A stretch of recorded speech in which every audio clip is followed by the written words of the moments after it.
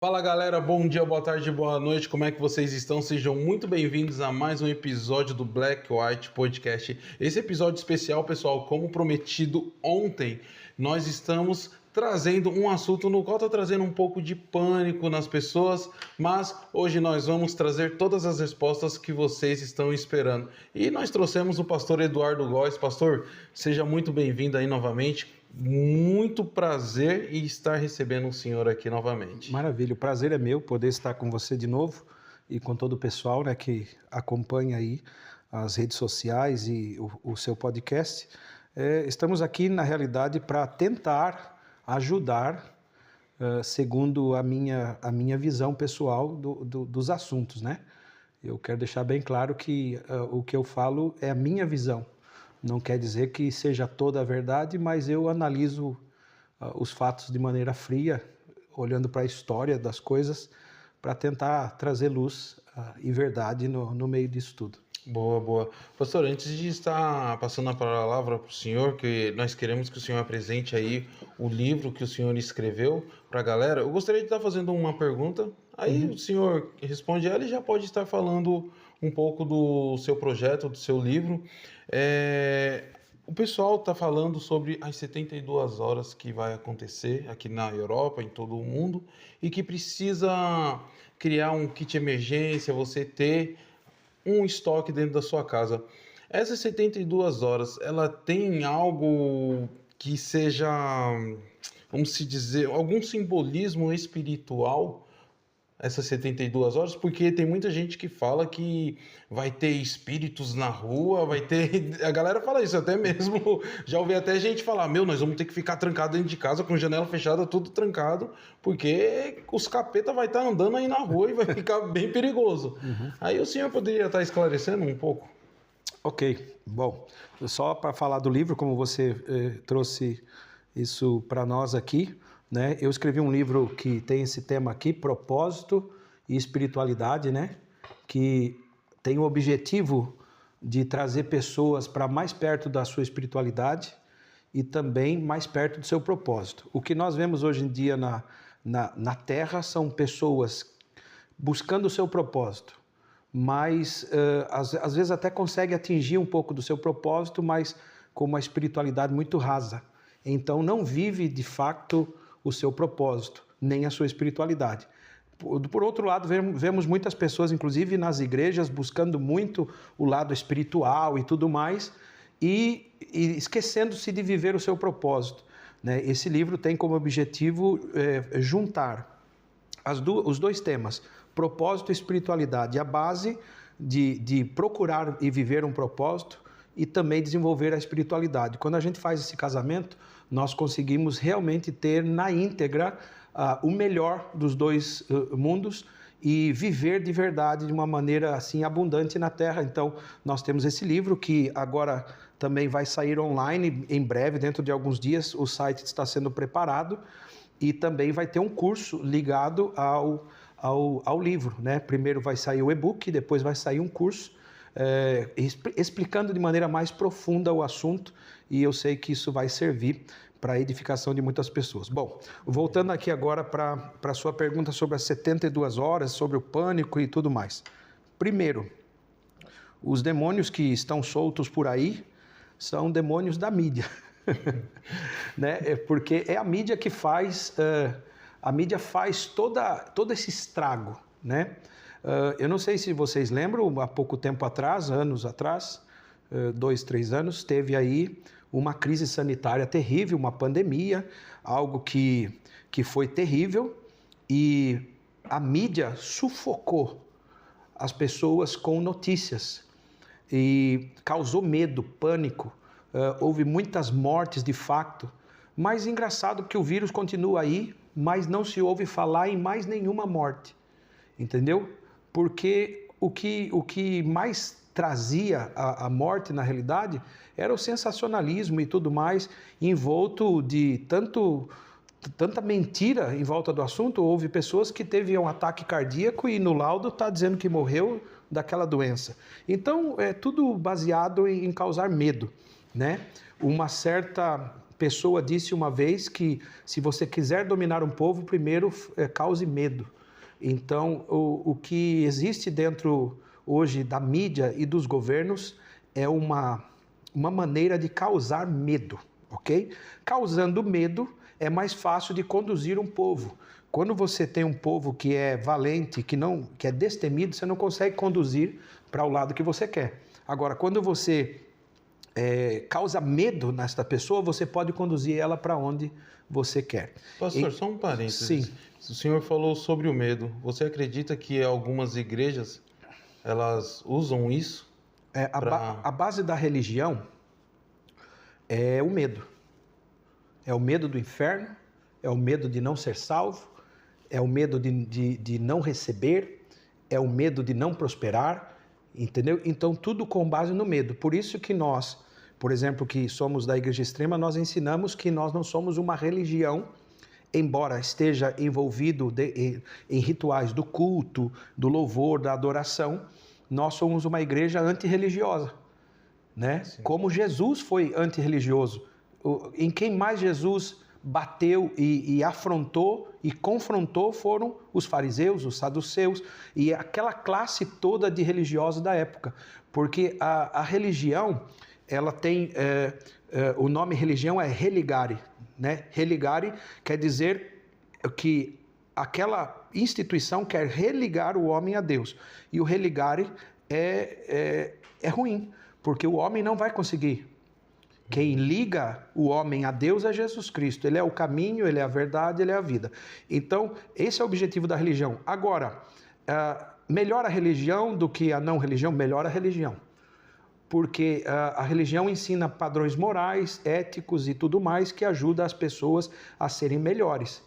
Embora que, se ela ficar refém de uma religião, ela pode também sofrer muito. Então, eu acho que o equilíbrio cabe, né? Porque agora tem muitas pessoas nos ouvindo e pode falar, então eu vou sair da minha religião. Ninguém está falando isso, não faça isso, não precisa. É muito melhor a religião do que a não religião, sim, entendeu? Porque as pessoas religiosas, elas são pessoas de bem, normalmente, entendeu? Porque a maioria das religiões não são seitas, principalmente as cristãs.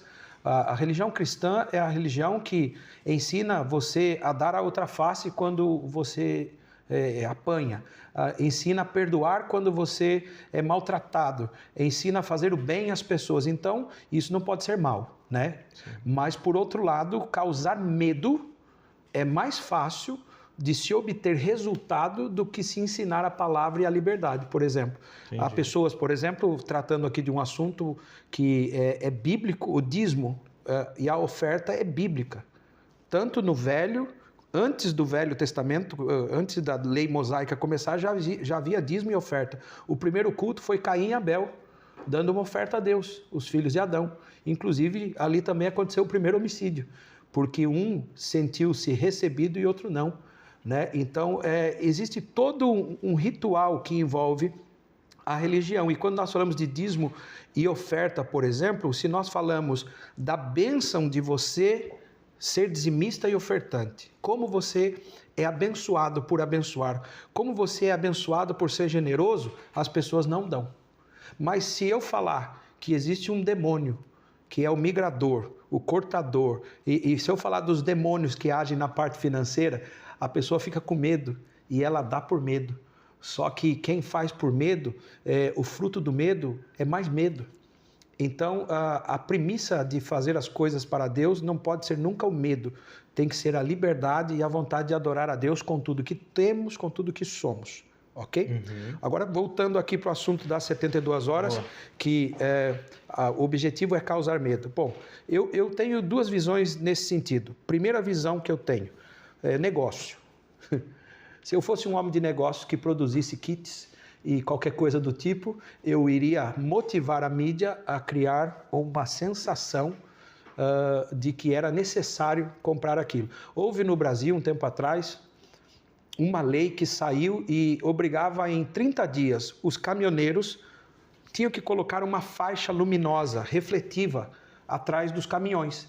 E deram 30 dias para os caminhoneiros colocar aquilo nos caminhões. Pasmem vocês, mas o cara que fez a lei, era o dono da empresa que já tinha tudo produzido no tamanho e na medida que estava na lei que foi aprovada. Ou seja, ele em 30 dias ele ficou multibilionário com uma lei que obrigava as pessoas, que ele mesmo fez.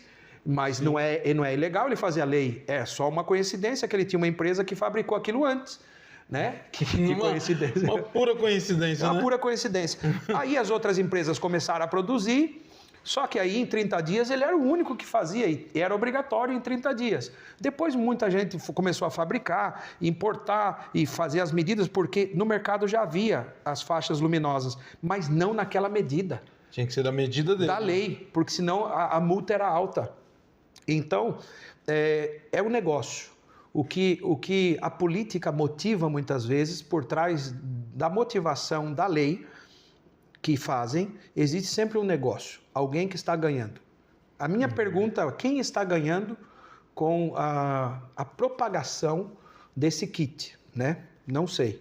Gostaria que fosse eu. Se eu soubesse, eu já tinha fabricado os kits já antes, né? Eu, como bom empresário que sou, para quem não sabe, eu sou empresário, né? Tenho um negócio de venda de telões de LED aqui na Europa, tenho recuperação tributária e vendas de consórcio no Brasil, né? E também vendas de tela de LED lá no Brasil. E sou pastor desta igreja. Nós também temos um trabalho aqui que não é bem uma creche, mas são oficinas pedagógicas que nós recebemos criança, elas fazem vários cursos aqui conosco e os pais são abençoados com isso, as crianças também, e tudo isso nós gerimos de maneira a ser um negócio, ok? Voltando aqui para o nosso assunto, às 72 horas. Segundo ponto de vista que eu tenho em relação a isso, causar pânico. Causar pânico. Em 2009 e 2010, houve uma crise mundial muito grave, né, financeira. E Portugal tinha uma questão da dívida com a Troika, ok? Eu estava aqui, morando na cidade de Lagos. Eu lembro que na igreja eu tinha mais ou menos 8 pedreiros, uns 20 serventes de pedreiros que cooperavam conosco. Todos ficaram desempregados no mesmo dia. Nossa. Mas por que a empresa não tinha dinheiro para pagar? Não, era uma empresa gigante, muito boa, só que o pânico que a mídia causou nos empresários fez com que os investidores parassem de investir, fez com que os empreiteiros parassem a obra, o subempreiteiro despedisse os pedreiros e os outros funcionários. Então, numa jogada só, a mídia entrou causando medo e todos eles ficaram desempregados. O que aconteceu? A maioria era imigrante brasileiro, eles viajaram para a Europa, quem tinha documento europeu, quem não tinha voltou para o Brasil. Passado alguns meses, a mídia parou de falar do assunto.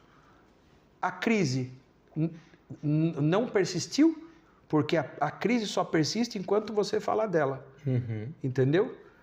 Então, é o que acontece. Eu acho que essa crise é mais midiática, mas agora existe um terceiro ponto de vista que eu queria evitar, mas eu vou falar. Pode falar, pastor, pode ficar à vontade.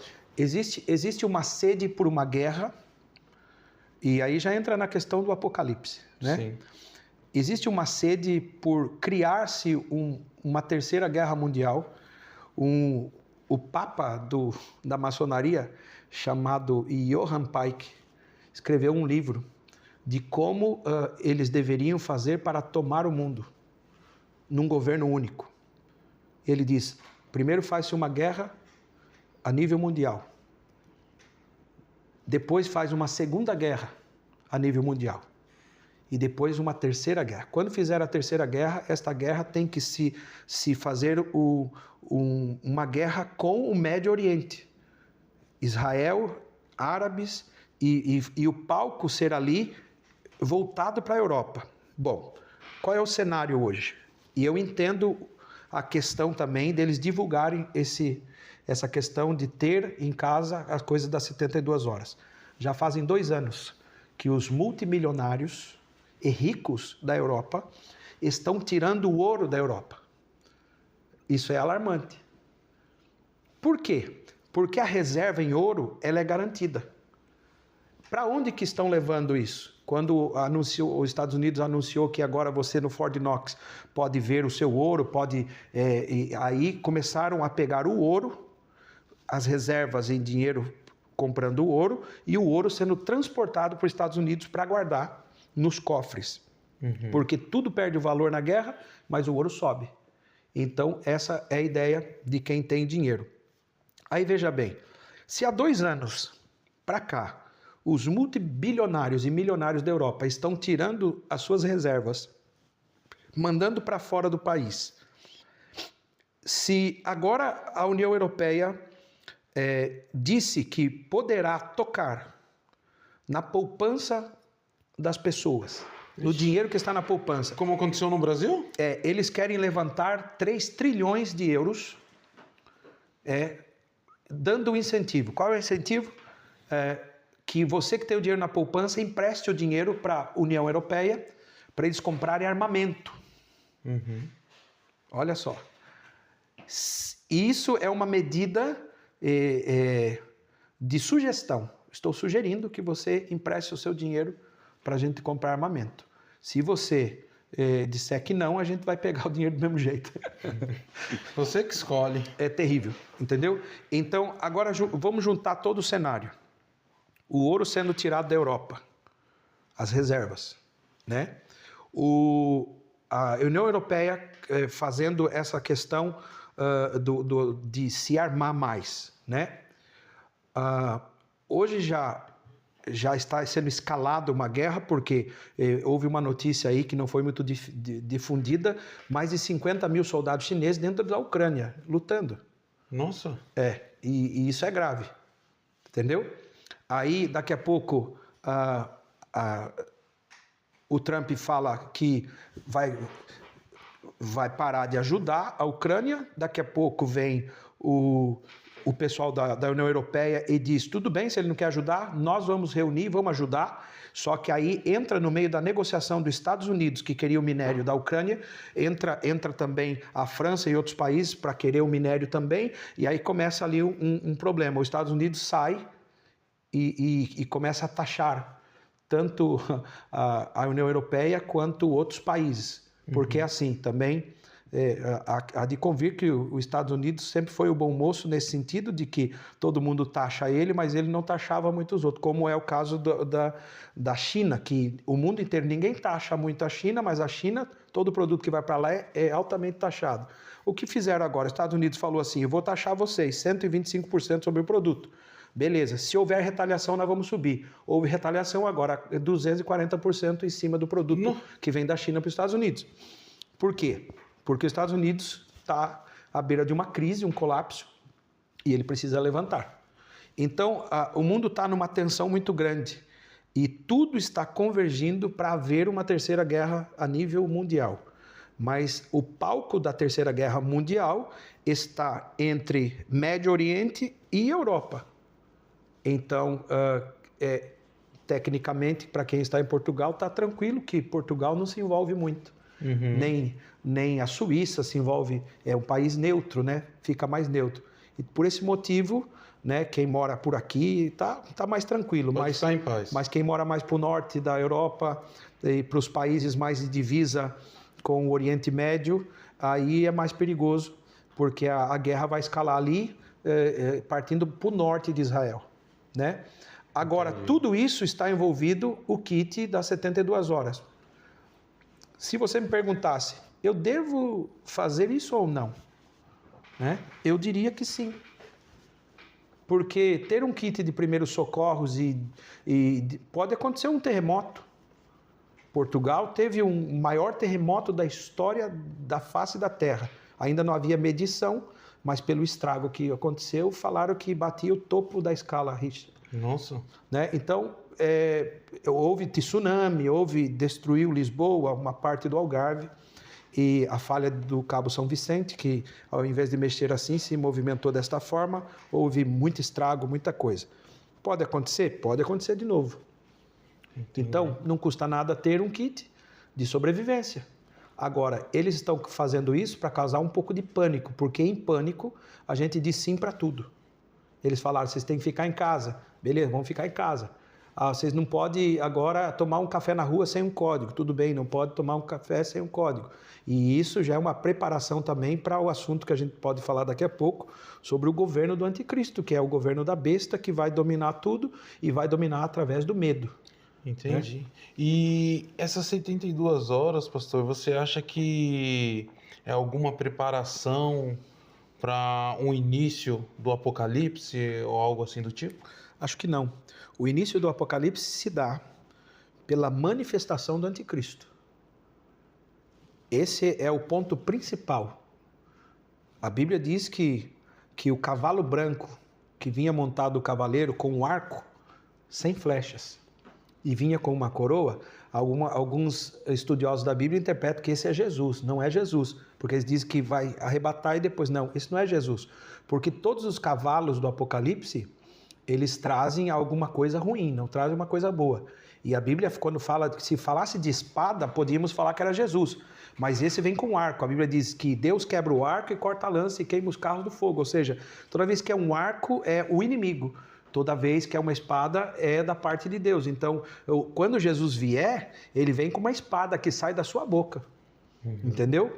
Então, esta figura do cavaleiro branco é o anticristo que vem representando a paz, representando um guerreiro, mas que vem para trazer paz, por isso um cavalo branco, né? Mas na realidade ele não vem para trazer paz, ele vem para governar por pouco tempo e trazer destruição sobre a terra e perseguição aos que servem a Deus. Entendi. E quantos cavaleiros são, pastor? São 4 cavaleiros. 4 cavaleiros. Né? Cavaleiros são o cavaleiro branco, né? Depois o cavaleiro vermelho, o cavaleiro preto, que é o último, mas eu vou deixar por último esse, e o último que é o amarelo. Alguma tradução diz amarelo, mas o original é cloros.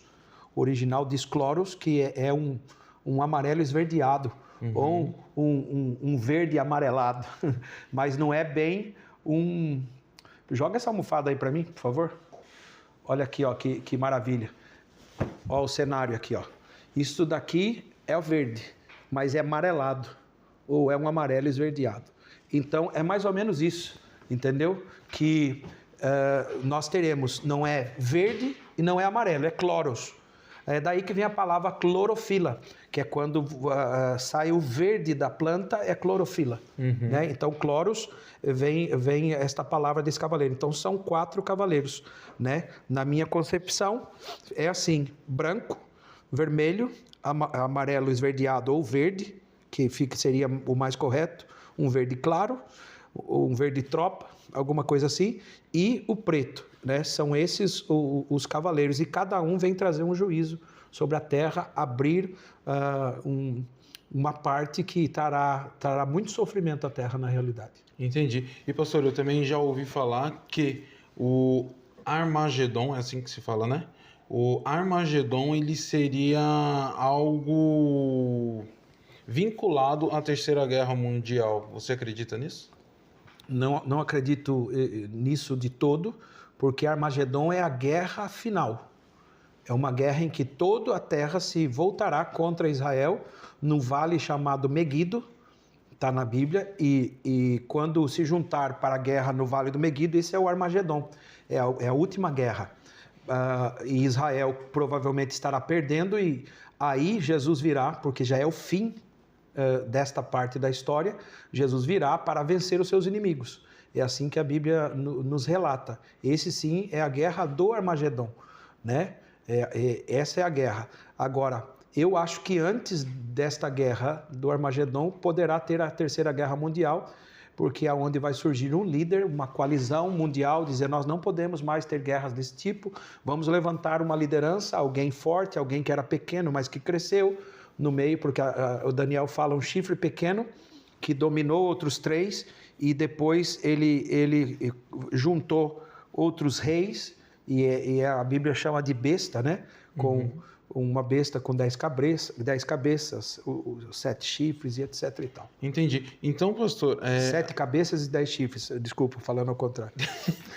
Não, mas tranquilo. E tipo assim, então a Terceira Guerra Mundial, ela é propícia, então, à manifestação do anticristo vir e ele se apresentar na Terra. Eu acho que, na realidade, a Terceira Guerra Mundial é uma agenda programada para acontecer, porque eu não cheguei a ler o livro todo de Johann Pike, que é o pai aí da maçonaria, né? Mas eu sei alguns trechos que eu já estudei, e ele incentiva, inclusive, a maneira que se foi criada a Primeira Guerra, a maneira que se foi criada a Segunda Guerra, e como está convergindo para a Terceira Guerra Mundial.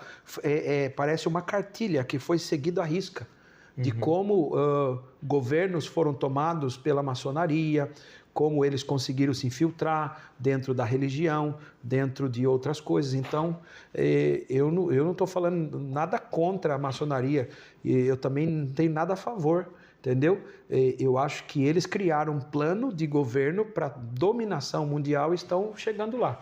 Eles estão seguindo a cartilha deles e está dando certo. Rapaz, então tudo isso é uma questão de poder. É só uma questão de poder. Tipo, nós quer ter o controle, nós quer ser o topo, vamos se dizer assim. Mas sempre foi sobre isso. Nossa Deus, sempre mas foi... aí é muito trampo, muita coisa. Tipo, não tem lógica uma coisa dessa. Vamos voltar então na parte espiritual. Por que aqueles que nós chamamos de Lúcifer, né, que caiu do céu? Porque ele se sentiu arrogante e disse: eu poderei ser semelhante a Deus, subir acima do Altíssimo e governar. Ele via o poder de Deus, porque ele era um querubim ungido, um ser de muita autoridade e poder, talvez o segundo lá no céu, mas ele quis ser igual a Deus, porque já cheguei no topo, e agora, para onde eu vou crescer? Então, um anjo criado na perfeição foi envaidecido com o poder. Por causa disso ele caiu, entendeu? E como ele caiu, agora ele quer fazer isso com as pessoas. Veja que quando ele vai tentar a Jesus no deserto, depois do jejum, ele apresenta para Jesus o pão, olha, transforma essa pedra em pão. Depois ele leva Jesus no pináculo do templo e diz: olha os reinos da terra. Se você prostrado me adorar, eu te darei todos os reinos da terra. Por quê? Porque aquele que é adorado se torna Deus. Sim. E agora o Filho de Deus está diante dele. Ele pensou: se eu for adorado por Jesus, Filho de Deus, eu serei como Deus. Então eu entrego tudo, os reinos da terra, tudo eu entrego em troco disso, porque os reinos da terra foi dado a Satanás, até que Jesus venceu a morte. Aí ele tomou a chave da morte e do inferno, né? O reino de Deus começa ali, e o reino de Deus vem ganhando espaço até a chegada do Apocalipse. Após isso é estabelecido novos céus e nova terra, o governo de Jesus sobre a terra. Então, até então, antes de Jesus, vamos se dizer, morrer e ressuscitar, a chave do controle da terra aqui foi dado a Satanás. Estava na mão do inimigo. Ele era o príncipe que mandava na terra, entendeu? E governava e enganava. Ainda faz isso. Só que agora há uma resistência. A resistência é a igreja. Por que todas as religiões hoje em dia sofrem algum tipo de ataque, mas a religião cristã sofre mais ataques? Os cristãos são mortos no Oriente Médio. Os cristãos são mortos em todos os lugares. Até numa tribo de índio, quando chegavam os primeiros cristãos, eram assassinados. Por que essa resistência? Entendeu? É diferente de outras religiões que chegou nos lugares e tomou conta e acabou. Entendeu? Pelo contrário, eles chegavam matando, né? No caso dos muçulmanos, com o Muhammad, o Maomé, chegava no lugar, já chegava dizimando todo mundo. Agora o cristão não, chega pregando o amor, chega pregando o perdão e são assassinados. Entendi. Porque há uma resistência. O reino de Deus, ele é ganhado à força. Então vai sempre haver uma resistência para o reino de Deus. Entendi. E pastor, eu já te perguntei isso no particular, em uma das nossas conversas. Eu queria estar perguntando aqui, porque eu creio que possa ser a dúvida de muita gente. O que faz ter a certeza de que o cristianismo, vamos dizer assim, é a religião correta? Ou a Bíblia é o caminho certo? Ok, em primeiro lugar... E as outras não? Porque, só interrompendo o senhor, porque, por exemplo, se eu crio um filho, uma criança, de uma determinada religião ou alguma cultura ou algo assim do tipo que não seja o cristianismo, vamos dizer, a criança vai crescer ali e aquela vai ser a verdade, né? Então, tipo, o que faz então o cristão ele pegar e falar assim, cara, eu tô seguindo o caminho certo e esse é o caminho que vai me levar à salvação. Não é porque eu cresci, os meus pais me colocaram aqui dentro. Ok. Em primeiro lugar, o cristianismo não é a religião certa. Isso é polêmico, eu sou pastor. O cristianismo não é a religião certa. Polêmico. Né? Nós falamos de um Deus que existe, mas o Deus que eu sirvo é um Deus que não existe. Então, eu posso entrar nessa questão já do Deus que não existe, mas antes vou voltar a dizer o cristianismo não é a religião certa. E por que eu digo isso? Porque o cristianismo não é a verdade e a vida, e nem o caminho. Jesus disse, eu sou o caminho e a verdade e a vida. Ninguém vem ao Pai a não ser por mim. Ele não disse, Jesus não fundou uma religião. Qual é a religião que Jesus fundou? O cristianismo? Não.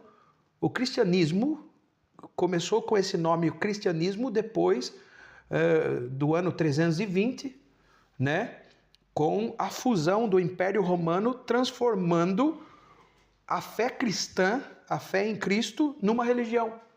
Aí começou os problemas. Constantino, o pai dele morre, ele assume o governo e ele sabia que não tinha força política para vencer os inimigos. Então o que ele fez? Ele sabia que os cristãos eram um grande número de pessoas que estava crescendo. E eram os romanos que estavam mandando os cristãos para o Coliseu para matar. Já faziam isso há anos. Era festa, matar cristão. Aí o que ele fala? Ele é terrível. Ele disse assim, eu tive uma visão. Eu tive uma visão, romano, terrível, né? Esses caras são terríveis. Eu tive uma visão, qual é a visão? Diante de mim, uma cruz, e eu, em nome de Jesus, vencendo o exército dos inimigos, e convocou todos os cristãos para lutar, dizendo, vai ser a religião do império. Não é que ele foi e venceu?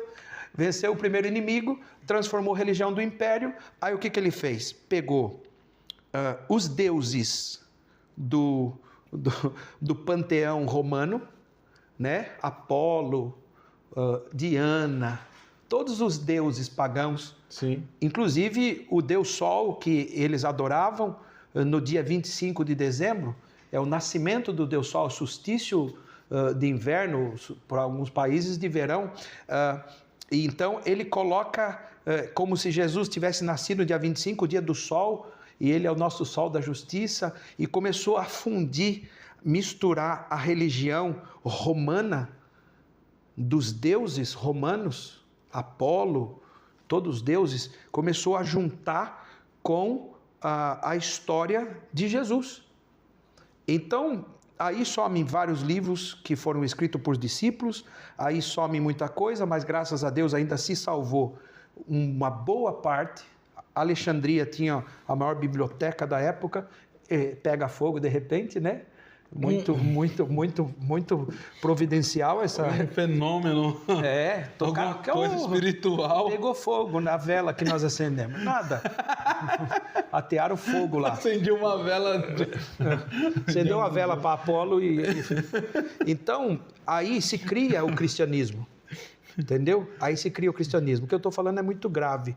O cristianismo não é a religião certa.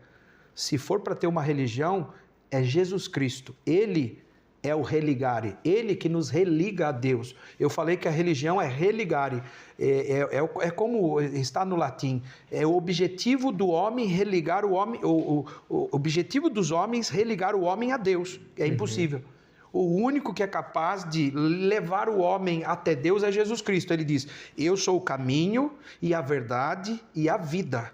E ele diz, ninguém vem ao Pai a não ser por mim. Veja que ele não fala vai ao Pai, ele diz vem ao Pai.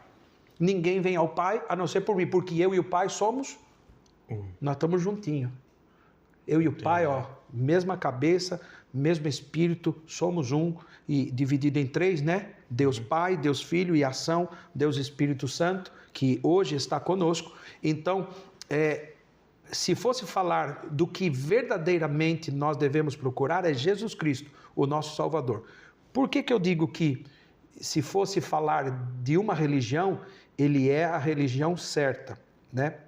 Bom, existem muitas culturas, né? Mas Deus se revelou aos homens em todas as culturas. Uhum. Tem um livro que é o Fator Melquisedeque, Povos de um Deus Remoto. E são missionários em 1800 e tal que escreveram esse livro, com base em relatos de visitas missionárias a povos não alcançados. Por exemplo, dentro da China, um homem de Deus foi lá e começou a aprender a língua chinesa para fazer a tradução da Bíblia. E quando ele começou a investigar e a entender os diagramas, ele viu que a palavra cordeiro era a junção de um homem pendurado numa árvore, entendeu? Entendi. Vertendo o seu sangue. Isso dava a palavra cordeiro. E ele juntava ali aquelas aí, quando ele tirava o diagrama, era um homem pendurado numa árvore e o sangue. Aí, quando ele ligava, dava a palavra cordeiro. O cordeiro de Deus tira o pecado do mundo. E, fora isso, houve muitas coisas que ele achou dentro da língua chinesa, que é uma língua de mais de 5 ou 6 mil anos, quase. Então, ele chegou no general chinês e disse assim, olha o que eu descobri. Quando o general entendeu o evangelho, ele falou, se isso está na minha língua, há centenas de milhares de anos, quem sou eu para negar esse Deus? Eu vou adorá-lo. Só que o que aconteceu na China? Existia um Deus na China chamado Shanti. Shanti é como falar Deus em português, é como falar Tupã na língua dos índios, é como falar Kame-sama em japonês, é como falar God em inglês. Então, Shanti é Deus, o Deus criador dos céus e da terra. Mas quando houve o primeiro imperador, ele notou que a religião era muito forte. Então ele falou assim, eu vou ser o imperador e o sumo sacerdote de Shanti. Se alguém quiser pedir alguma coisa, tem que vir a mim, porque ele queria dominar as pessoas através da religião. Sempre é assim. E como o povo já não podia ter altares para Shanti, para Deus, não podia adorar a Deus, não podia fazer nada, nem pedir nada, o povo deixou de acreditar em Shanti, embora soubesse que até hoje em dia, se você falar Shanti, é o Deus do imperador na China. Entendi. Entendeu? Porque ele é o sumo sacerdote de Shanti. Todos os imperadores foram. Então, as pessoas que queriam adorar a Deus precisavam de um Deus. Aí vinha uma doutrina saindo do norte da Índia, Siddhartha Gautama, o Buda, que era indiano e magrinho, entrou dentro da cultura dos chineses, que espalhou, porque agora eles tinham um Deus, mas ele não era muito parecido com eles, então fizeram um gordinho sentado assim, com os olhinhos puxados, é o Buda, Siddhartha Gautama. Você vê que não tem nem nome chinês, né, o Buda? Rapaz, Aí começaram a chamar de Buda, Siddhartha Gautama. Aí as doutrinas budistas se espalharam pela China, pelo Oriente todo, porque todo imperador tomou para si a premissa da adoração a Deus através deles. Entendi. Ok? Então, isso fazem as religiões também. Você quer adorar a Deus através da nossa religião. Por isso, nenhuma religião salva ninguém, só Jesus salva. Agora, isso são relatos de milhares, centenas de milhares de anos. Agora, voltando de novo, nesse mesmo livro diz que 2 missionários chegaram numa tribo. E quando eles chegaram numa tribo, eles tinham uma pequena árvore, tinha uma árvore bem grande, na entrada da tribo. Lá mais longe, eles pararam aqueles carros antigos que eles tinham, um caminhãozinho, e eles pararam. Isso 1900, sei lá, uma coisa assim, quando surgiu o carro. E eles pararam lá em cima e falaram, vamos dormir aqui. Dormiu os 2 missionários brancos e o homem que era o tradutor, que ia pregar para aquela tribo com mais de 1000 pessoas. Eles dormiram. De manhã, quando eles acordaram, estavam cercados pelos tribais. Eita. E eles pensaram que iam morrer. Aí eles perguntaram, o que vocês vieram fazer aqui? Aí os 2 missionários falaram e o tradutor disse, nós viemos pregar uma mensagem sobre o nosso Deus. E eles todos sentaram e falaram, nós queremos ouvir então a mensagem do Deus Coro.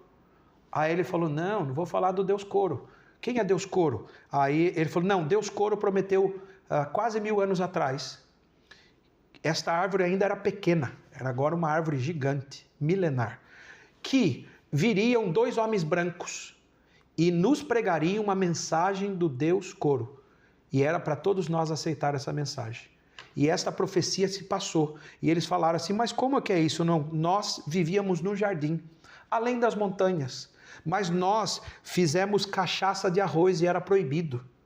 E nós bebemos, e por isso fomos expulsos do jardim. E nós viemos andando até chegar aqui. E aqui estabelecemos a nossa comunidade. Os nossos profetas e os nossos patriarcas nos ensinaram que o Deus Coro é o Deus verdadeiro. Mas nós adoramos outros deuses tribais e voodoo e outras coisas, mas o Deus Coro é o verdadeiro. Quando ele trouxesse a mensagem, todos nós aceitaríamos.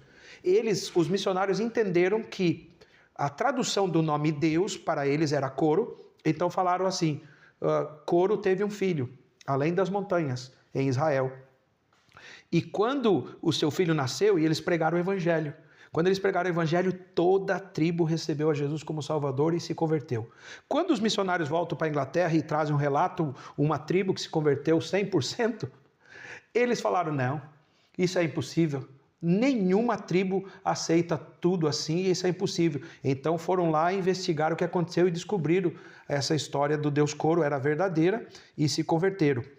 Outra história, os maias adoravam um deus chamado Inti, o Deus Sol, ok? E existiam muitas profecias de Inti, o Deus Sol, que quando viessem os homens que brilhavam como o sol, era para eles se renderem, né? Aí, dentro do alto clero dos maias, os sacerdotes e os reis adoravam um deus chamado Viracocha. O deus Viracocha era um deus que é criador dos céus e da terra, né? Senhor de todas as coisas, criador do sol, criador da lua e tudo mais. Só que o alto clero adorava Viracocha num templo escondido, que foi achado, inclusive. Os louvores, tudo que cantava, parece muito com o que a gente faz hoje. Nossa. Só que só o alto clero adorava. Quando os espanhóis chegam ali em Machu Picchu, e eles tinham aquelas roupas de soldados, né? E o sol batia e reluzia, eles eram lutadores que lutavam de cima das árvores. Eles se renderam e foram todos mortos. Mas o alto clero fugiu, porque eles sabiam que aquela profecia, que inclusive o deus Inti pedia sacrifício humano de virgens, era um deus sanguinário, e Viracocha não, era o deus do amor, o que pregava a graça, igual o que nós servimos.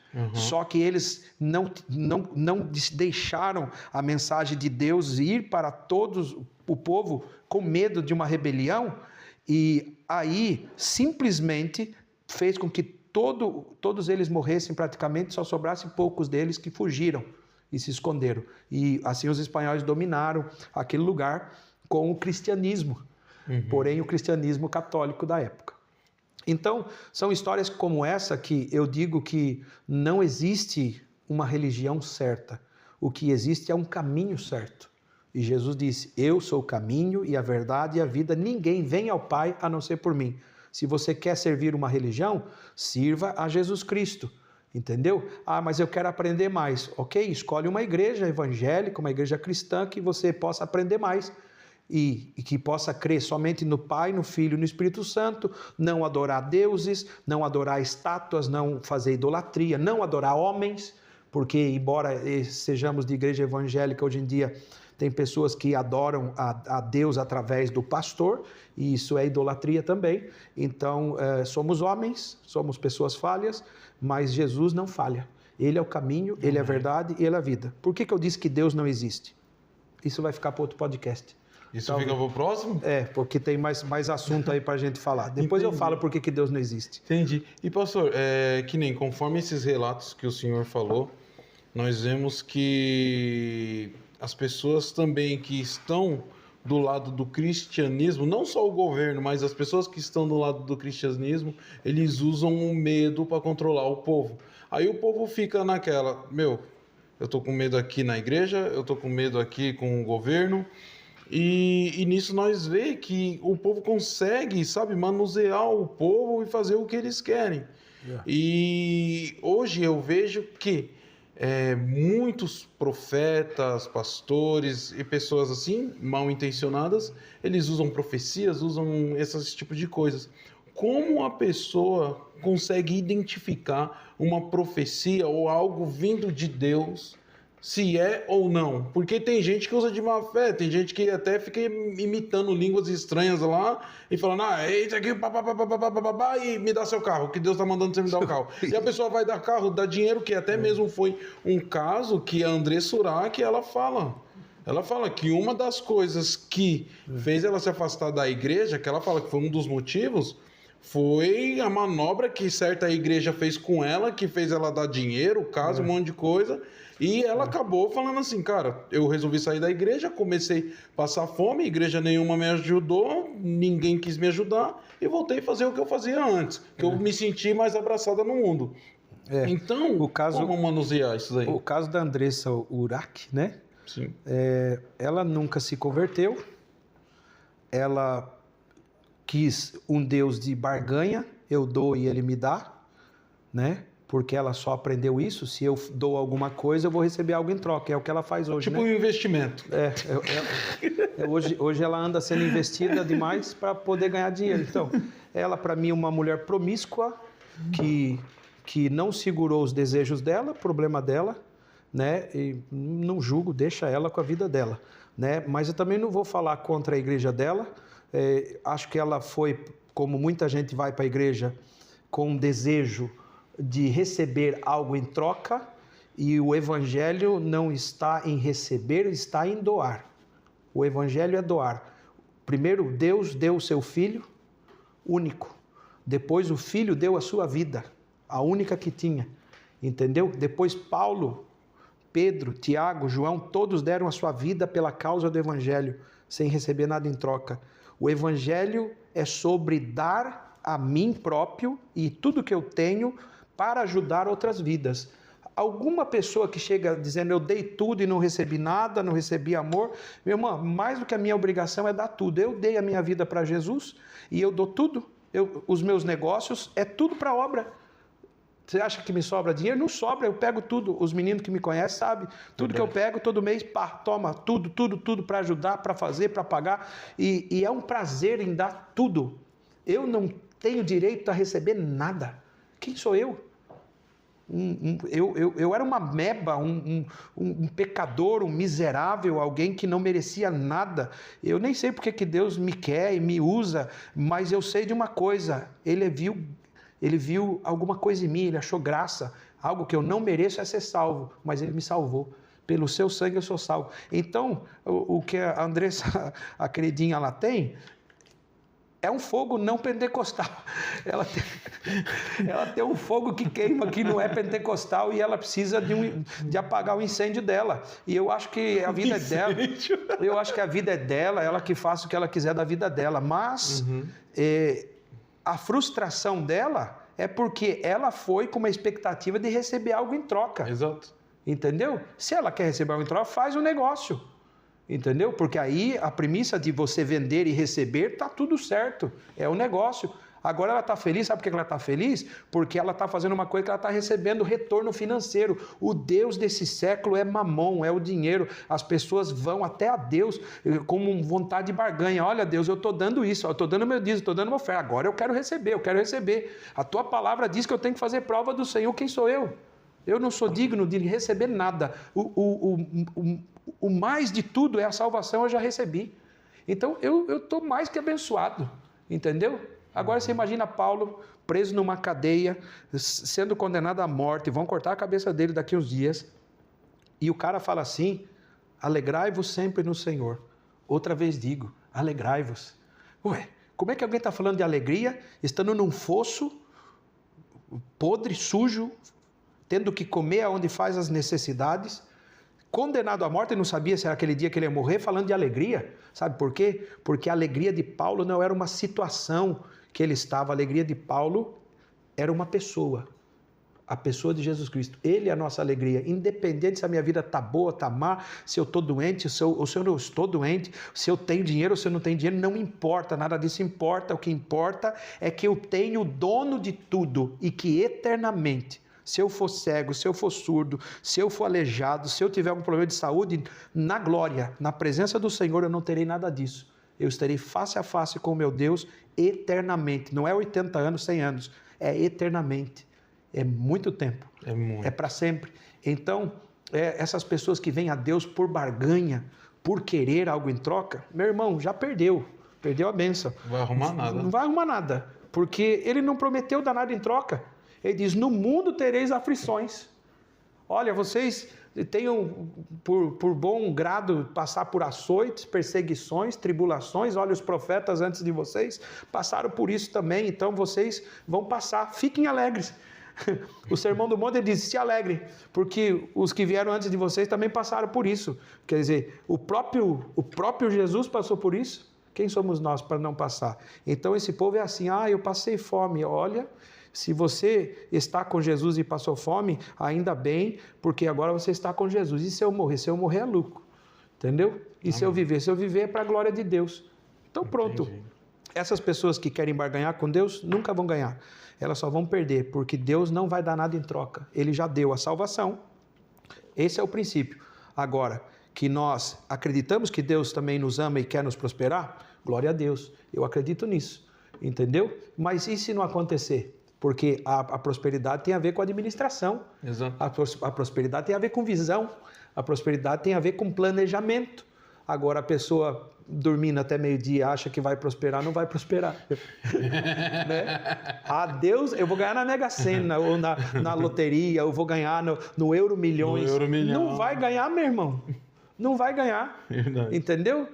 Eu quero prosperar, não trabalha. Nós estamos aqui agora, isso é um trabalho, quase meia-noite. Quase meia-noite. Né? Gravando esse episódio para abençoar as vidas. Isso é o Evangelho. Eu abençoo meus irmãos.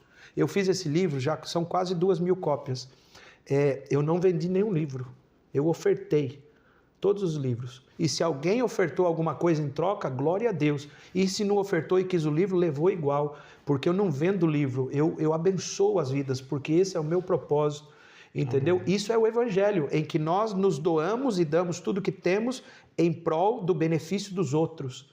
Isso é o Evangelho de Jesus, não é uma religião, é o Senhor Jesus, entendeu? Entendi, pastor. E como a pessoa identifica, pastor, um profeta, um pastor que está querendo ganhar as custas? Fruto. A Bíblia diz que você conhece a árvore pelo seu fruto, entendeu? Por exemplo, se você chegar numa árvore que dá maçã e tiver uva, você fala, opa, que estranho, não é? Esquisito. Aí você olha para um líder, para um pastor, para um guru, para seja o que for, o fruto dele. Quais são os seus frutos?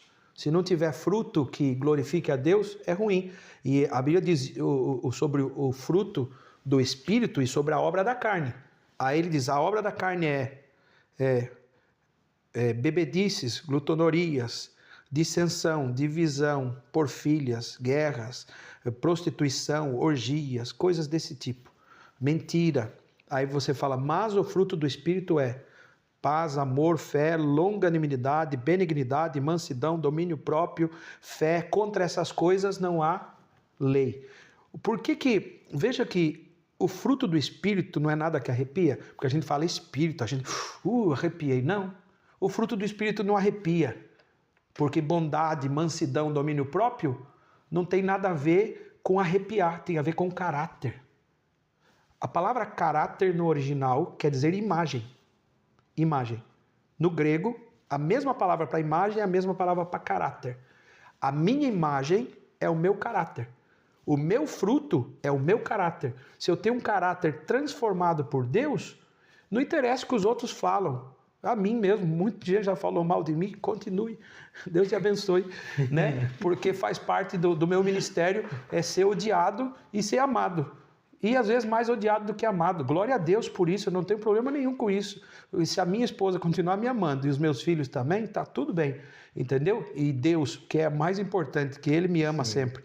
Então, essa é a questão. O meu fruto daquilo que eu faço e demonstro é que vai dizer se eu sou ou não sou um falso profeta. O falso profeta não é aquele que erra a profecia, entendeu? Não é aquele que erra a profecia. O nosso amiguinho lá que estava na Bíblia lá profetizando, queriam que ele profetizasse contra Israel, Balaque? Não. Agora me fugiu da memória o nome. O meu TDAH tem hora que falha as coisas. Que bateu na jumenta, Balaão. Bateu na jumenta, a jumenta abriu a boca e falou, por que você está me batendo, né? Esse profeta não errou nenhuma profecia. Esse cara não errou nenhuma profecia. Tudo que ele falou aconteceu. Se cumpre até hoje. Versículos que nós usamos, foi ele que falou. Qual foi o erro dele? É porque ele fazia as coisas por dinheiro. Nossa. Então o falso profeta também é medido por isso. Se ele faz por amor ou se ele faz por dinheiro. Se faz por dinheiro, o Deus dele é Mamon, não é Deus. Então, se você vê alguém que faz alguma coisa por dinheiro, ele também é um falso profeta. E isso é uma falha do caráter dele. Entendeu? É assim que a gente identifica.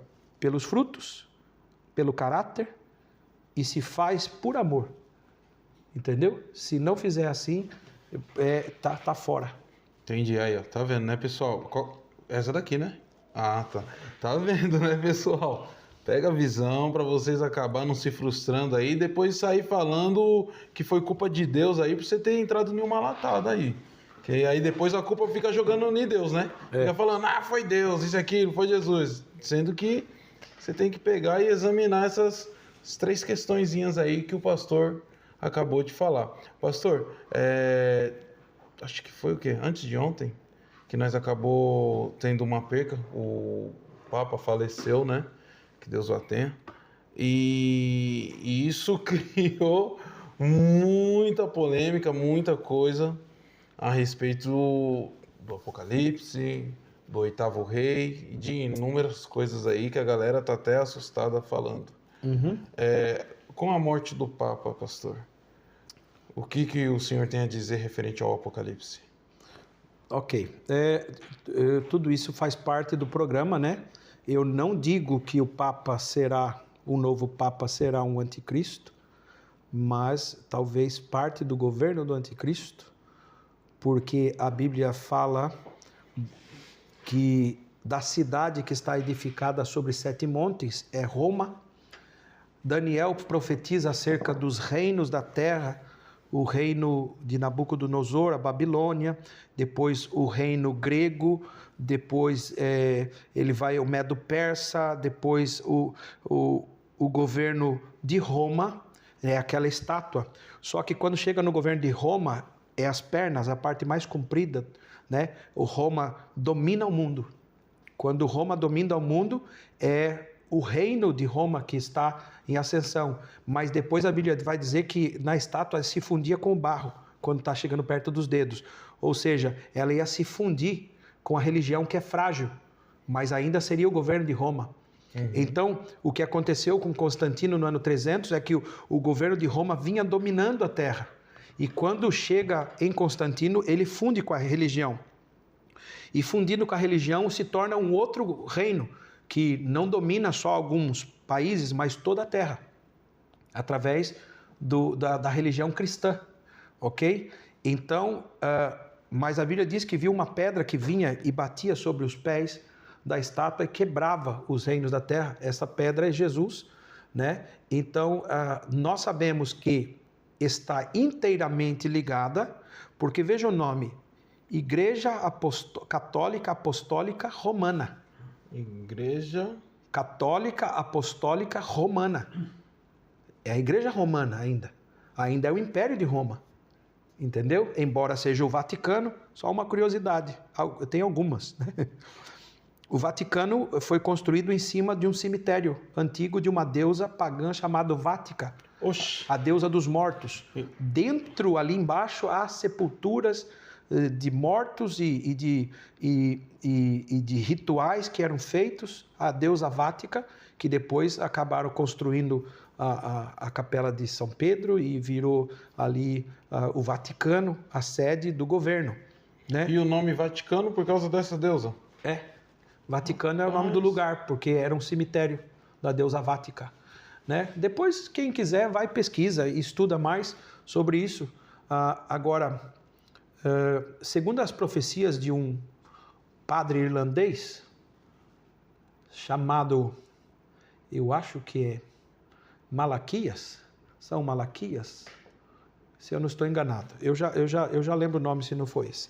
Bom, esse padre falou de 112 papas que surgiriam, e esses papas, como seria o governo deles, e o último que ele falou foi o que morreu, acabou na lista deles, porque ele disse que a seguir a isso, a cidade que está sobre os 7 montes iria ser destruída. Apocalipse 17 também diz a mesma coisa. Sim. Então, o que se segue agora, segundo as profecias de São Malaquias, acho que é esse o nome dele, né, vai se cumprir que o próximo Papa poderá ajudar ao governo que vai acontecer agora dentro de alguns anos, pouco tempo, creio eu. Mas antes precisa haver uma guerra, antes precisa levantar os impérios da terra. Agora a gente pode até falar sobre isso. Pode ficar confuso hoje, mas eu prometo que eu estou tentando marcar um dia para gravar um curso sobre Apocalipse e a ordem cronológica. Eu estou até me preparando para escrever um livro sobre a ordem cronológica de Apocalipse, porque a maioria das pessoas usa a teologia sistemática, que é pegar um versículo daqui, outro dali, outro de lá, e costurar uma doutrina, e eu sou mais literal, não na interpretação, mas na cronologia. A Bíblia mostra, e eu depois posso demonstrar isso para vocês com mais tempo, é como se fosse uma série, né? Primeiro vem os 4 cavaleiros do Apocalipse, o último cavaleiro abre, então, as trombetas. Aí vem as trombetas do Apocalipse, a 7ª trombeta abre os selos do Apocalipse. Depois dos selos, vem as taças do Apocalipse. Então, há uma cronologia. E toda essa cronologia e desastres e coisas que vão acontecer na Terra não é para perseguir os cristãos, os crentes. É para perseguir os que têm a marca da besta. E é para maltratar o mundo. Porque eles aceitaram o governo de Satanás sobre eles, do anticristo. Sim. Ok? E os cristãos, os que estiverem aqui, serão perseguidos pela besta, porque é para isso que ela vem, para perseguir os cristãos e os judeus. Então, é isso que vai acontecer. Bom, voltando aqui na questão do Papa. Se este Papa é o último da profecia de São Malaquias, o que morreu, e se o Vaticano, no ano 1929, com o Tratado de Latrão, declarou que os papas, a partir daquela data, seriam chefes do Estado romano. Do Estado romano não, do Vaticano, que virou um reino. Então, eles passaram a ser reis, ok? Então, Pio XI estava no poder, ele não conta, a partir de Pio XI tem Pio XII, daí vai vindo os papas, né? Sim. Esse daqui é o último Papa, entendeu? Sim. O que vem após dele pode ser alguém ligado ao governo do anticristo. Agora não vamos entrar por aí, porque isso pode ser traduzido de forma literal, mas a gente pode aprofundar mais falando dos reinos, porque é disso que se trata, na realidade, o capítulo 17 de Apocalipse, sobre os reinos da terra. Então nós temos os reinos babilônico, medo-persa, grego, nós tivemos todos os reinos que dominaram a terra. Porque quando João escreve, ele diz assim, 6 desses já existiram. Naquela época, João escrevendo... Disse, porque nós temos que interpretar as coisas de uma ideia de como eles viam a profecia naquela época. Ok? E depois tentar trazer para os nossos dias, porque fala acerca daquela época apontando para nós. Ok. Então, 6 deles já existiam. Um ainda existe. até que não exista mais. Qual era o império que dominava na época que João escrevia? O Império Romano. Ok? Esse era o que existia. Era o sexto. Depois haveria um sétimo. Qual é o sétimo? É quando se funde a igreja com o Império Romano. Sim. Aparentemente é o romano ainda, mas não é. É outro império agora, que é dominado através da religião. Da religião. E durante 1.300 anos houve a época negra da história, em que o cristianismo dominou o mundo com mão forte, matou, fez o que quis, os papas eram terríveis, foi uma parte negra, até que começaram a vir alguns padres que foram reformando a igreja, que foram se levantando contra, foram sendo mortos. Savonarola foi morto em Verona, John Hus foi morto, padre. Depois veio Martim Lutero, não conseguiram matar, e ele começou a trazer um evangelho mais reformado, da maneira dos protestantes. O cristianismo continuou, né? A igreja ortodoxa sai da igreja católica por causa da adoração aos santos, e aí vai, né?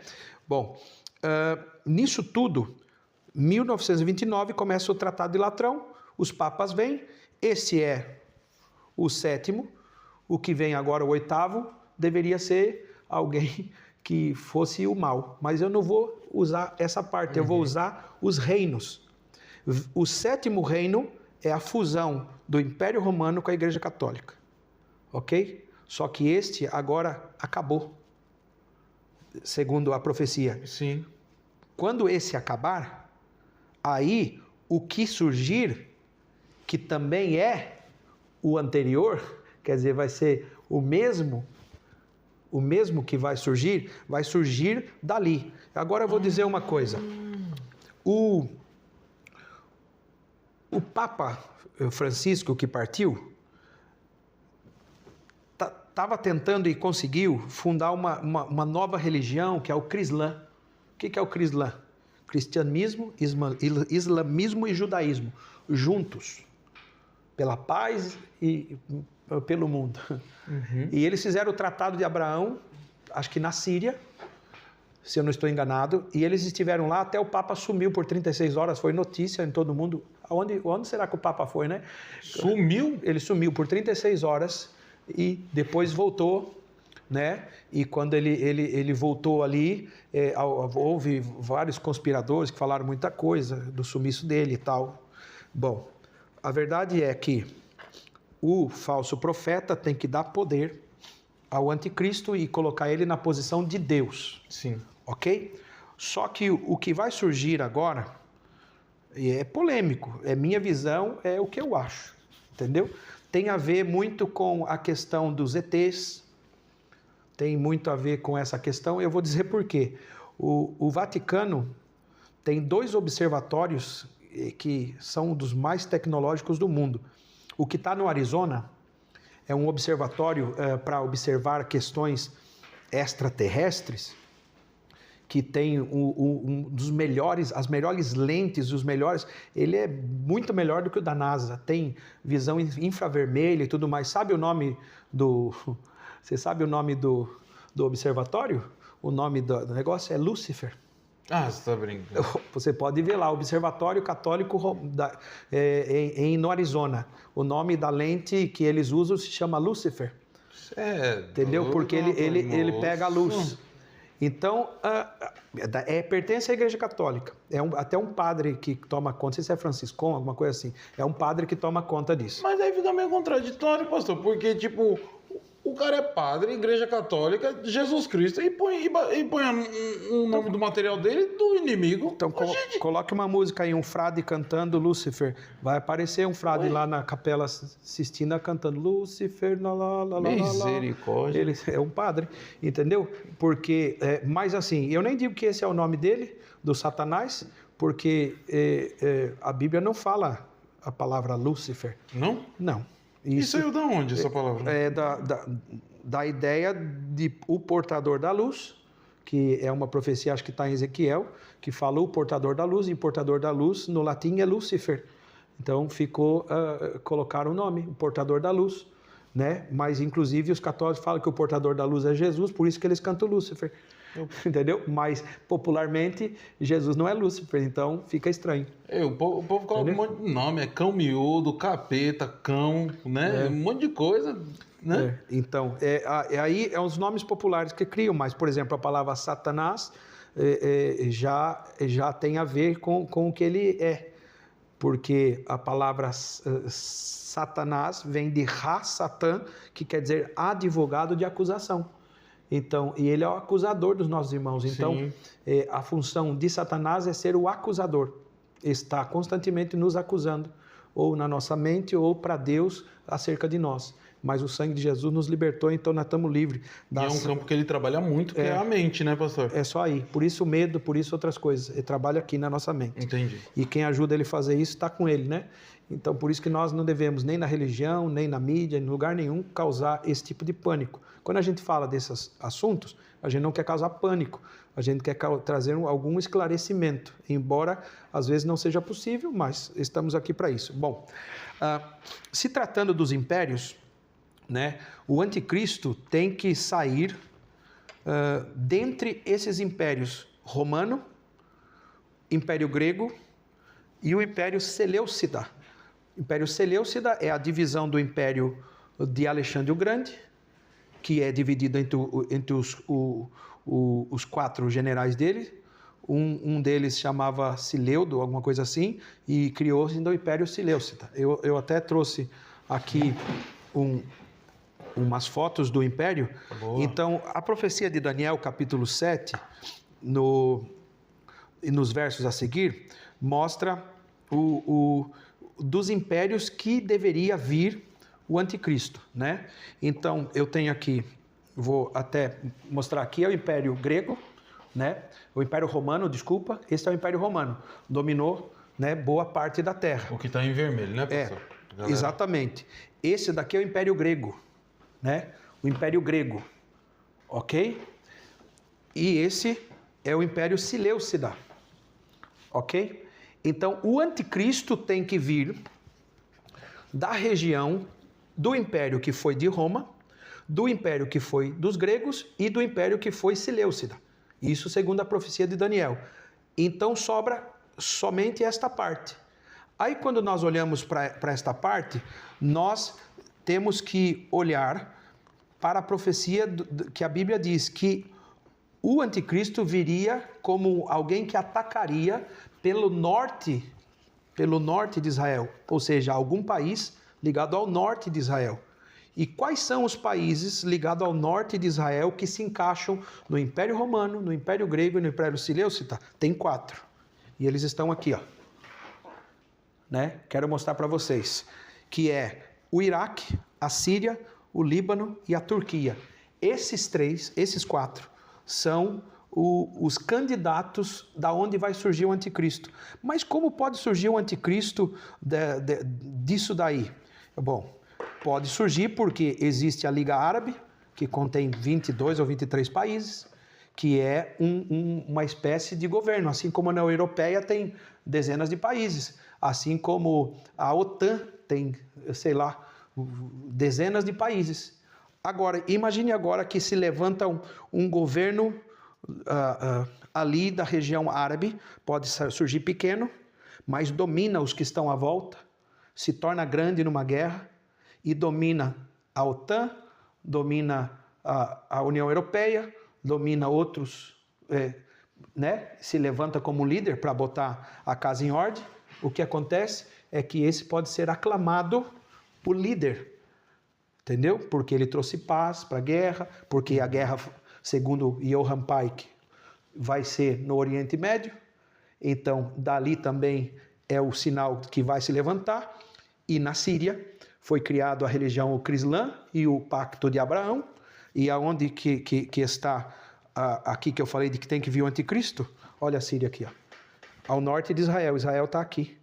A Síria, Irã, né, Turquia e aqui também temos o Líbano. Agora, isso é uma coisa minha, interessante até para dizer. Quais são as cores do cavalo, dos cavalos que eu disse que teria que ter? Branco, preto, amarelo e vermelho. Exato. Branco, preto, amarelo e vermelho. E verde. E verde. Entendeu? Olha as bandeiras árabes. E verde. Branco, verde, preto e vermelho. Preto, branco, verde e vermelho. Uau, são 9 países árabes que contêm a mesma bandeira, mais a bandeira do Emirados Árabes Unidos. 10 chifres, porque chifre na Bíblia significa nação ou poder.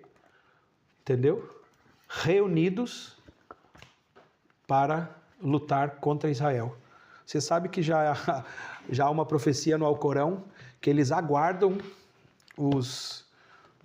as pessoas que creem no Alcorão aguardam um Salvador, é o Messias dele, que vem para juntar todos os árabes para lutar contra Israel.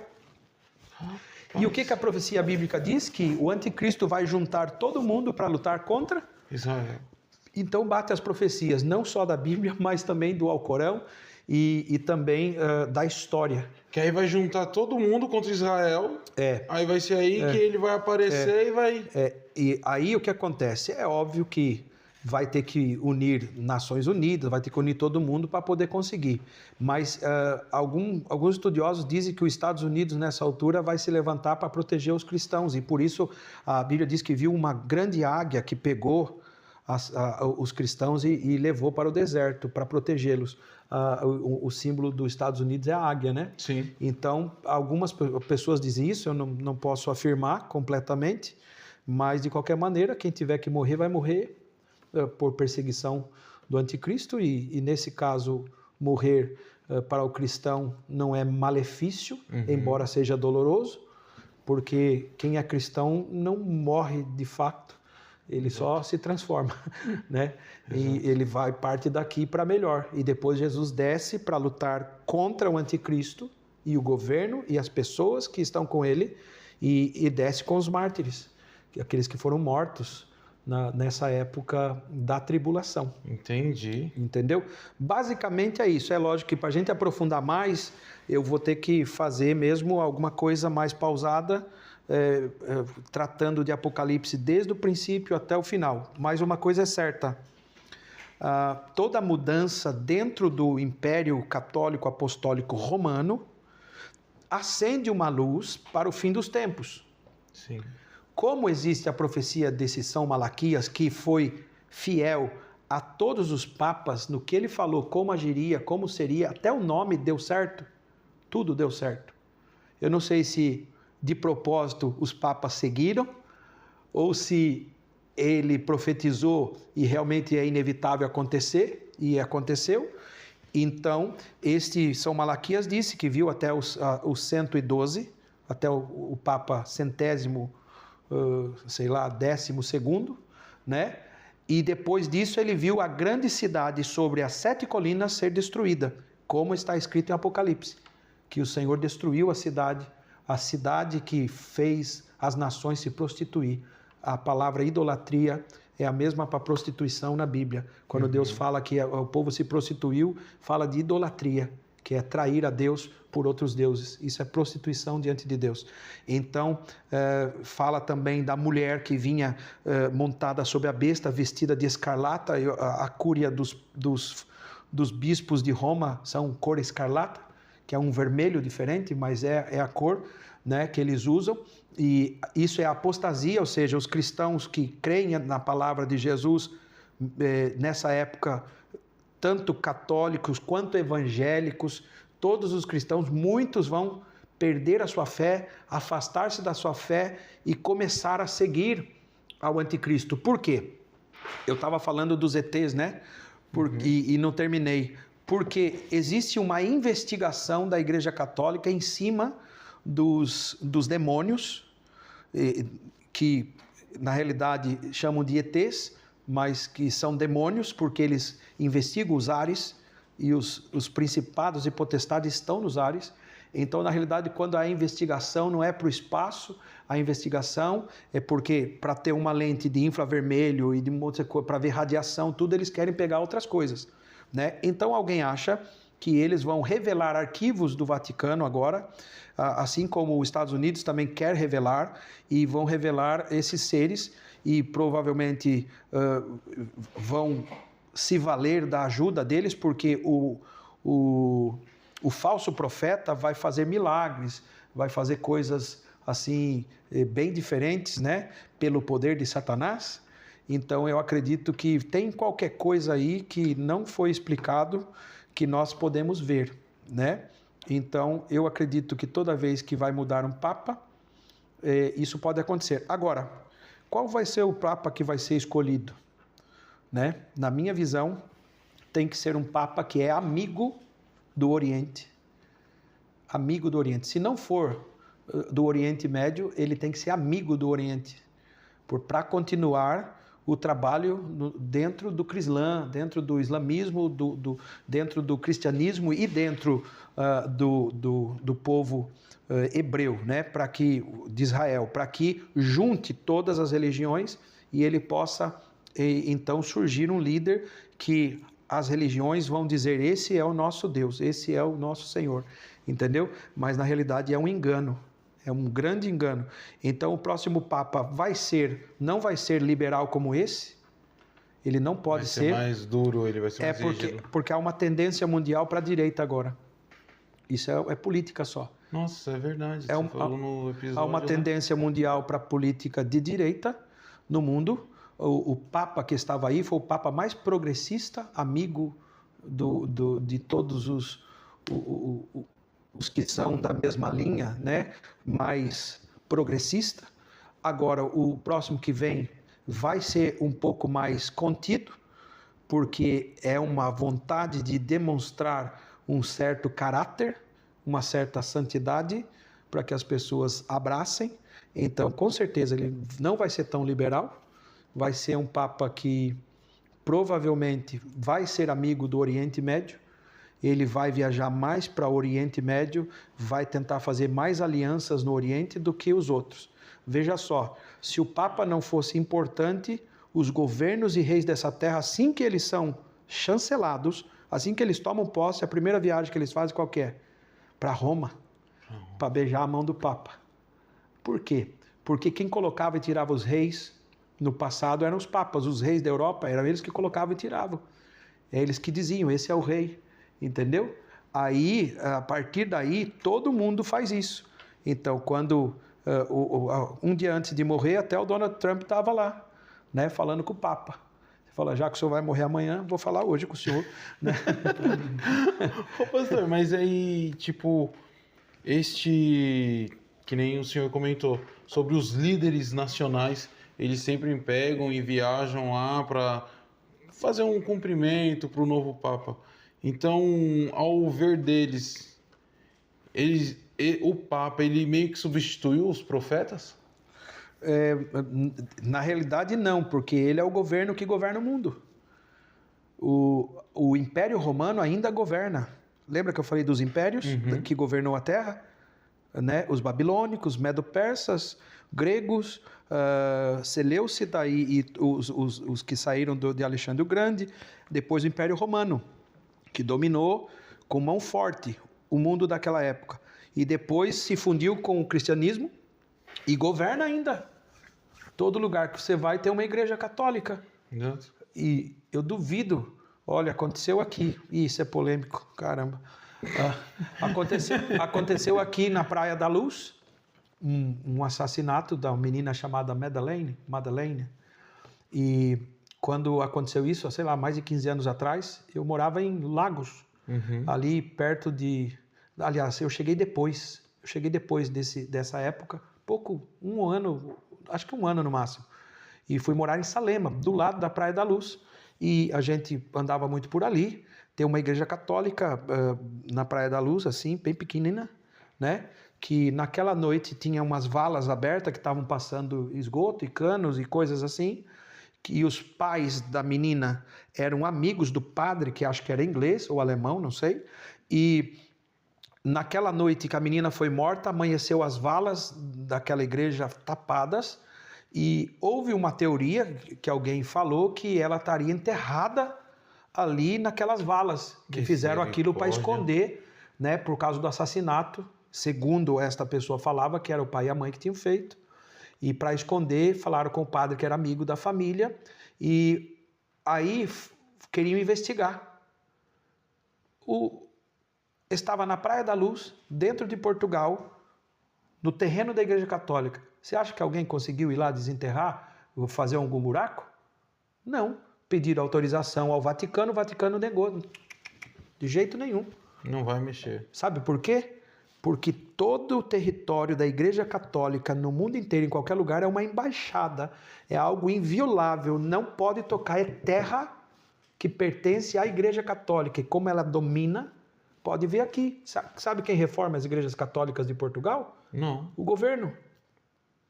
Caraca. No mundo inteiro.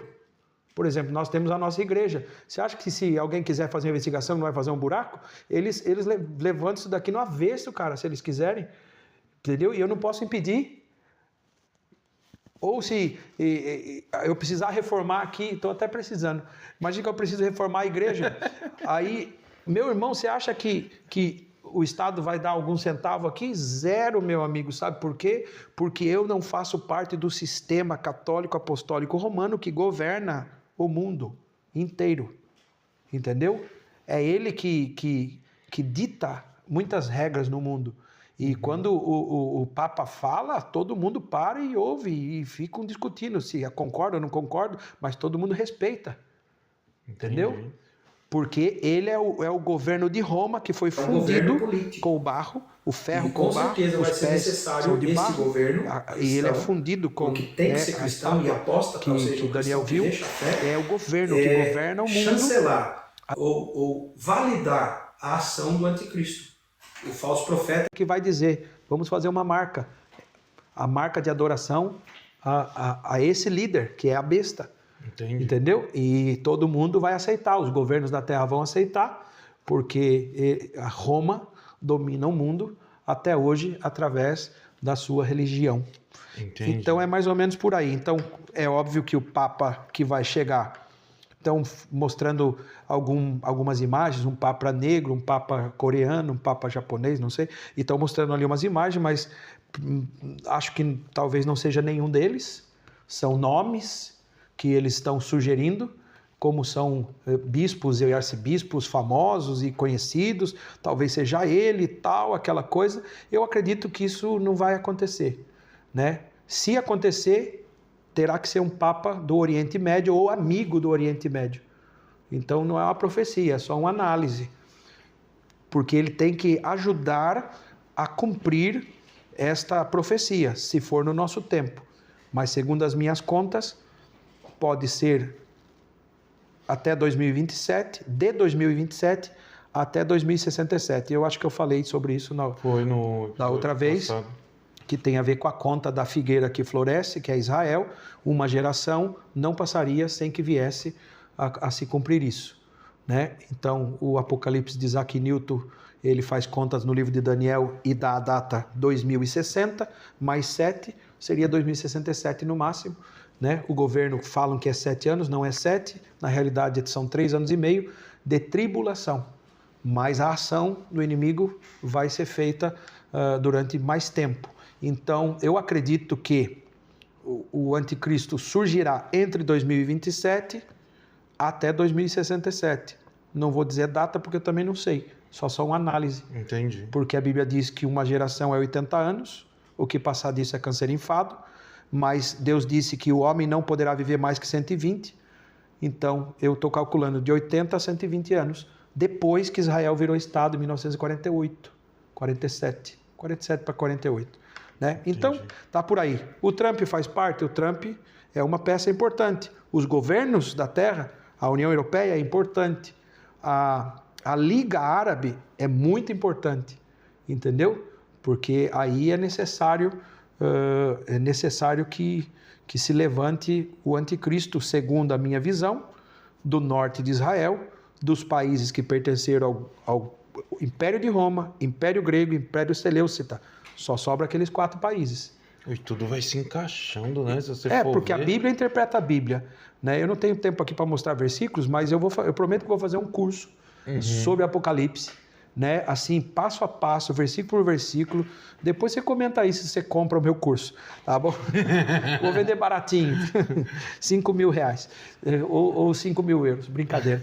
Eu vou vender baratinho só para a pessoa ter acesso, né? Vou filmar, gravar bem, com versículos, com coerência, pode ser que demore, mas vou fazer isso para ficar para a posteridade, para depois ver se a gente acertou ou errou. Se errou também, não estou nem aí.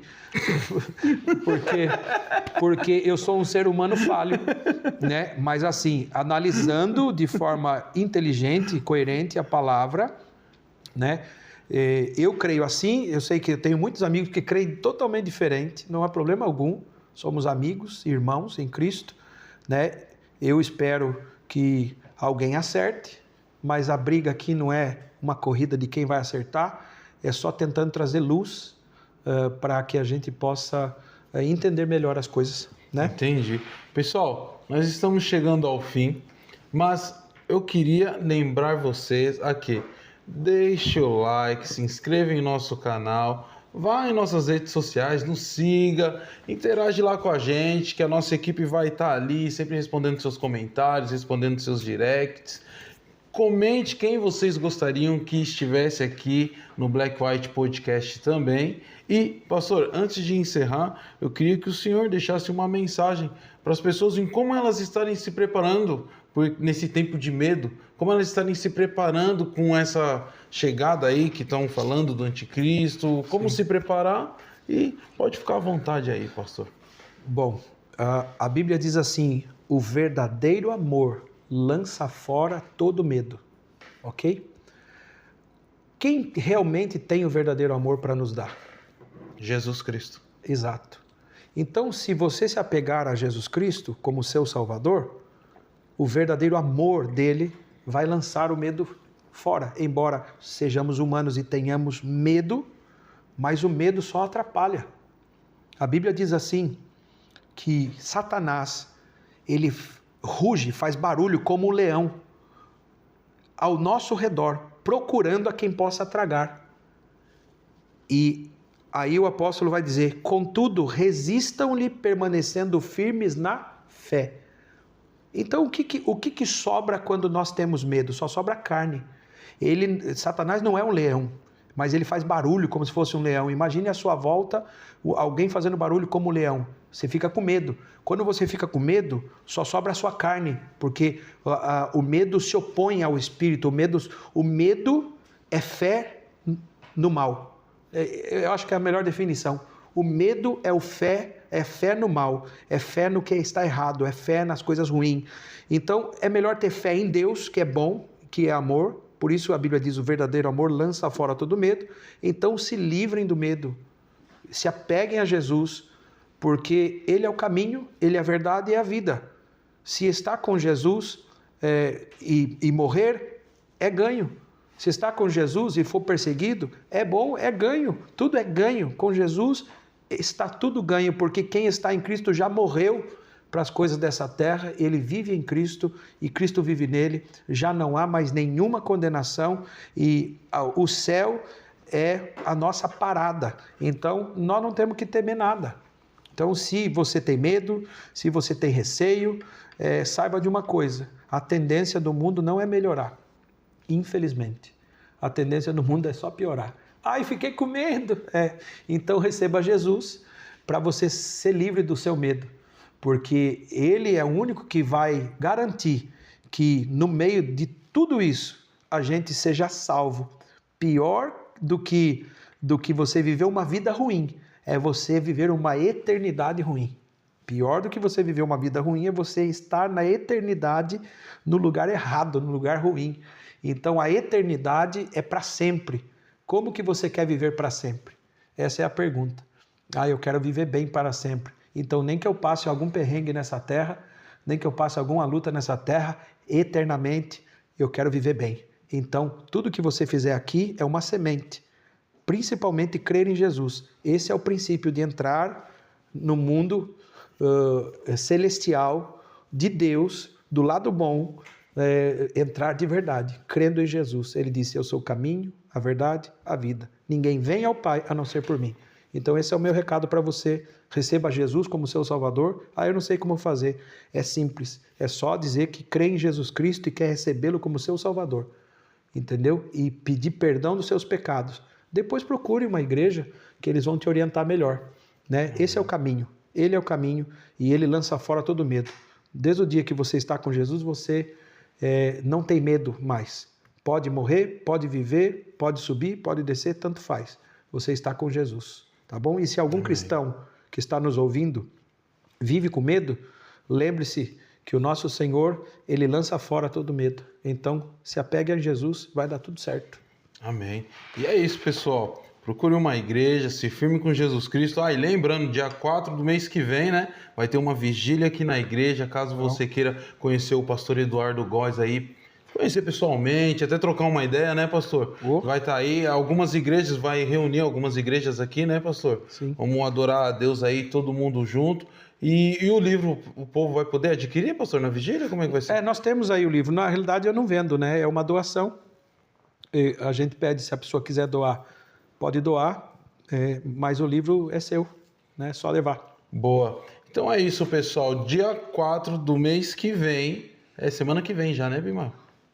Semana que vem já teremos uma vigília aqui na igreja. Às 10 da noite. Às 10 da noite, né? Às 10 da noite, só encostar aqui. Coloca no Google aí, Extrema Sul, que vai aparecer o endereço, porque o endereço aqui não sei de cor. Extrema Sul, Comunidade Cristã, no Google vai aparecer. Nós vamos estar aqui numa vigília de oração das 10 até 1 da manhã, até a fumacinha branca sair. A gente escolheu o Papa, brincadeira. Nós vamos estar aqui adorando a Jesus junto com os nossos irmãos, que quem quiser vir está convidado. E é isso aí, pessoal. E tamo junto. E não se esqueça, o sol é para todos, mas a sombra é só para quem tem coragem de fazer acontecer. Tamo junto, pessoal, e até a próxima. Tchau, tchau.